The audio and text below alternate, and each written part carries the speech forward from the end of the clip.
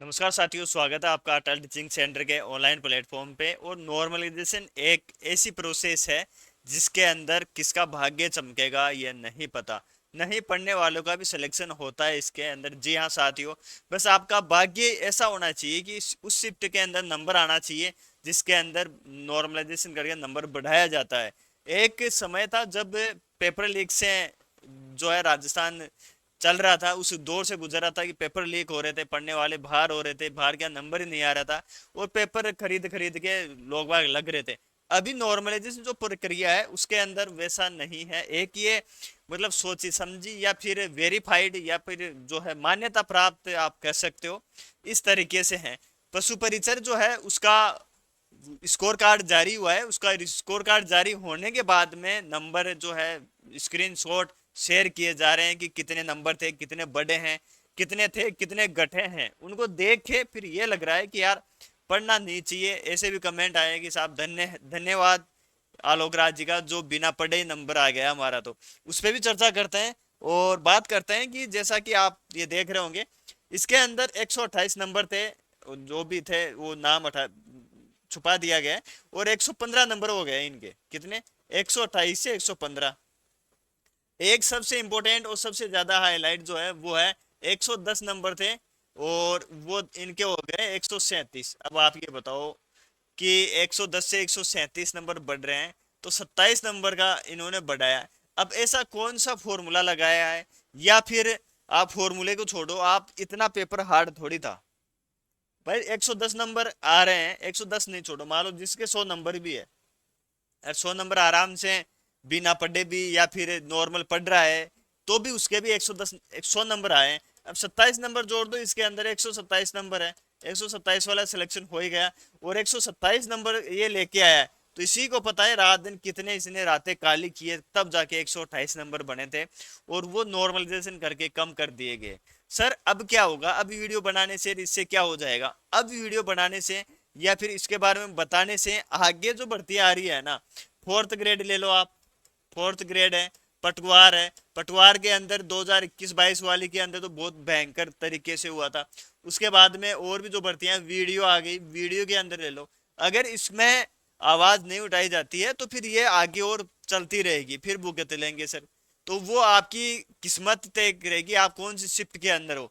ये नंबर जो बढ़ाए गए हैं, ये नंबर है 6 शिफ्ट वालों के।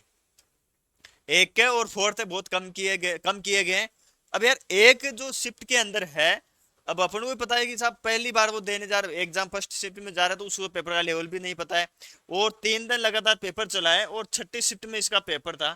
तो छठी शिफ्ट में आते आते पेपर का लेवल तो वैसे ही पता चल जाता है कि क्या आ रहा है क्या नहीं पूछा जा रहा है। तो फिर ये हार्ड कैसे हुआ? इन्होंने क्या किया है कि जो इनके एवरेज नंबर थे ना, वो बाकी शिफ्ट से कम थे।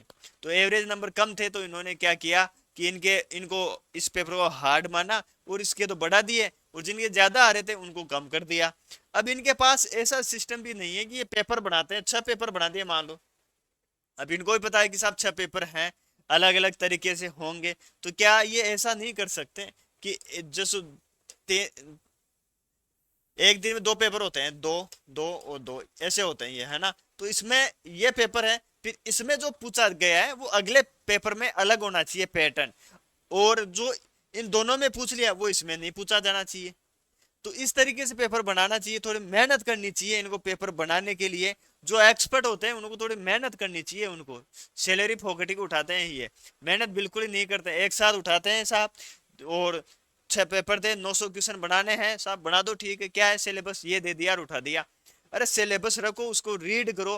रीड करने के बाद में ये देखो ये 150 क्वेश्चन, इसमें कौन से टॉपिक हैं जो नहीं दिए हैं और कौन से अगले में देने हैं, उस तरीके से होना चाहिए पेपर।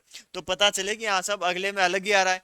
दूसरा ये जो यूट्यूब पे सॉल्यूशन करवाते हैं ना, उसको बंद करना चाहिए कि नहीं साहब आप सॉल्यूशन नहीं करवाओगे किसी भी पेपर का तो उससे जो पहले जो एग्जाम होता है ना उनको फायदा होगा या फिर उनके साथ गलत नहीं होगा। तो कई चीजें हैं, इसको नॉर्मलाइजेशन जो प्रोसेस अपनाई ना जाए। अब ये करते हैं साहब नॉर्मलाइजेशन के लिए पहले ही बोल देते हैं हम तो नॉर्मलाइजेशन करेंगे, तो पेपर तो उसी हिसाब से बनाओ। पेपर है तो बनाएंगे भी तो पता नहीं 900 क्वेश्चन एक साथ बनाते हैं और कट कॉपी पेस्ट करके साथ बना दो। या वरना ऐसे होना चाहिए जैसे किसी टॉपिक में आ गए, यार हिस्ट्री इतनी लंबी है, कल्चर इतना बड़ा है, सब कुछ का राजस्थान पॉलिटी ले लो, इतना आपने दे रखा है सिलेबस के अंदर, तो एक टॉपिक से इसमें ले लो, दूसरे में इसमें ले लो। होता यह है, अगर राष्ट्रपति से राज्यपाल से क्वेश्चन पूछ लिया ना, तो आगे 5 पेपर में राज्यपाल से क्वेश्चन आएगा ही आएगा। ये है सिस्टम, ऐसे एक्सपर्ट है इनके। वरना होना ये चाहिए था, राज्यपाल से आ गया तो अगले में राज्यपाल आना ही नहीं चाहिए, आगे कोई और टॉपिक है। फिर राज्यपाल से आए तो इतना थोड़ा टप लेवल का होना चाहिए। बस वही है साहब, अनुच्छेद पूछ रहे हैं तो अनुच्छेद ही अनुच्छेद चलेगा फिर हर के अंदर। तो जो फिर हार्ड कहाँ से हुआ ये? तो आगे जो एग्जाम आ रही है उनको बचाने के लिए, इस जो बीमारी है ना नॉर्मलाइजेशन बीमारी, इसको से बचाने के लिए आपको जो है सपोर्ट करना है, वीडियो को शेयर करना है, इससे वहां तक आवाज पहुंचे, और भी टीचर्स वीडियो बनाए और इसके बारे में अवगत करवाएं नॉर्मलाइजेशन के बारे में। वरना होगा ये कि आज जो अपन नोटिफिकेशन के बारे में सिलेबस करवा रहे हैं, कोर्स भी करवा रहे हैं, रिविजन करवा रहे हैं, टेस्ट सीरीज चला रहे हैं, जब रिजल्ट आएगा ना और जब पेपर होगा तब तब मारे जाएंगे फिर। तो साथ साथ में ये भी होता रहना चाहिए। ये पेपर देगा, ये स्कोर कार्ड 110 नंबर है, 110 से 127 हो गए साहब, 137। अब क्या करेगा पढ़ने वाला? भाई पढ़ने वाला करेगा क्या? इसलिए साथ के साथ ये उठाना चाहिए, आवाज उठानी चाहिए, और पढ़ाई के साथ साथ ये भी होगा। ऐसे ही काम होता है, ऐसे नहीं होता है कि नहीं साहब क्या हो जाएगा। अब भाई आवाज उठाएंगे, जो गलत हो रहा है उसका विरोध खुल के करेंगे तो धीरे धीरे सुधार होगा, समय लगेगा इसके अंदर। कई चीजें हैं, जैसे अभी पुष्पपुर में किया गया था, बड़े लेवल पर आंदोलन ये किया गया था, तो उसका ये इफेक्ट हुआ कि आगे उन्होंने बोला कि हम ये फॉर्मूला नहीं, कोई नया फॉर्मूला और बढ़िया लेके आएंगे, तो उसमें ऐसा नहीं होगा। अब इनके पास फॉर्मूला भी नहीं है, ये तो ये बोलते हैं आप फॉर्मूला दे दो हमें, हम उसको अप्लाई कर लेंगे। भाई हो फॉर्मूला हमारे पास होता तो हम एग्जाम थोड़ी देते, फिर ये पशु परिचर का 4th ग्रेड का ये पेपर थोड़ी देते, फिर फॉर्मूला बनाते तो फिर बढ़िया बढ़िया जगह होते हैं फिर। तो इनके साथ मतलब जो चर्चा होती है उससे देख के ये लगता है कि साहब इनके पास कोई नहीं है, जो नियम चल रहे हैं ना वही इनके चलते रहेगा, लेकिन अब नहीं चलेगा। इसका विरोध, बिल्कुल विरोध होना भी जरूरी है और अवगत करवाना भी जरूरी है, लेकिन इसका साथ साथ पढ़ाई भी जारी रखनी है साथियों। ये था पशु परिचर का मामला, कैसे जो है बिना पढ़े सिलेक्शन भी हुआ ऐसा, या 100 या 90 नंबर भी आ गया मान लो, 27 नंबर बढ़ाइए 117 नंबर हो गए, तो 117 120 के आसपास तो कट ऑफ जाएगी, तो फिर क्या हो गया उसके अंदर, है ना।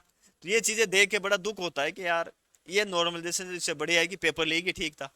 कम से कम लग तो रहे थे कि चलो वो भी मेहनत कर रहे थे पेपर लीक के लिए, पेपर चोरी के लिए पैसे दे रहे थे। इसमें तो ना पैसे देने ना लीक देना, एक साहब किस्मत है आपकी, आप कौन सी शिफ्ट में आ रहे हो ये किस्मत पे तय करेगा साहब। ये तो वही हो गई साहब, एक मटकी है, मटकी के अंदर पर्ची डाल रखी है, लॉटरी सिस्टम नहीं होता है क्या कि साहब किसके निकलेगी लॉटरी, वो सिस्टम है साहब, आप पढ़ने का कोई मतलब नहीं है। साथियों बड़ा दुख होता है ये चीजें देख के, ऐसा सिस्टम और ऐसे नियम, जब अध्यक्ष साहब बोलते हैं नहीं साहब नियम यही है, ऐसा करेंगे, हम क्या कर सकते हैं। आप पेपर सही बना सकते हो, पेपर का लेवल अलग रख सकते हो, 6 पेपर बना रहे हो, टॉपिक इतने हैं, अलग अलग टॉपिक से, तो पता ही नहीं चलना चाहिए साहब। पता जो कोचिंग वाले या फिर यूट्यूब पे सॉल्यूशन करवाते हैं उनको हवाई नहीं लगनी चाहिए साहब, क्या पूछेगा पता ही नहीं है साहब। फिर देखो आप, वो साफ साफ बोलो ये अब नॉर्मलाइजेशन नहीं होगा, पेपर का लेवल इसी तरीके से रखा गया है। ठीक है साथियों, आज की वीडियो में इतना है। बाकी चैनल पर नए हो तो चैनल को सब्सक्राइब जरूर कर लीजिए, अपने साथियों के साथ शेयर जरूर कीजिए। आज के लिए इतना ही, थैंक यू सो मच, जय हिंद जय भारत।